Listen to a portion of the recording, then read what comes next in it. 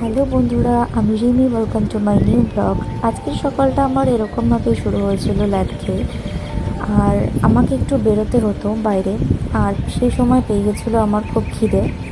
তো হাতের সামনে থাকা গরম গরম ভাত, ঘি, আর সাথে আমার পছন্দের কলমি শাক ভাজা, পটল ভাজা। যদিও বরাবরই আমার কলমি শাক ভাজা খেতে খুবই ভালো লাগে।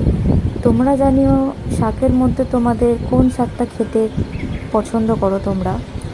যাই হোক, ভাতটাকে আমি ঘি দিয়ে এরকমভাবে সুন্দর করে মাখিয়ে নিয়ে কলমি শাক ভাজা, পটল ভাজার সাথে ছিল একটু কাঁচা পেঁয়াজ। কাঁচা পেঁয়াজ খেতেও আমার ভালো লাগে, যদিও সবাই এটা পছন্দ করে না। যাই হোক, আমি চটপট খাওয়া দাওয়া করে নিয়ে হয়ে গেছিলাম রেডি, কারণ আমার একটু তাড়াই ছিল বলতে পারো। তো তোমরা জানিও আমার মতন এরকম সিম্পল জলখাবারে ভাত কারা কারা খেয়ে থাকো।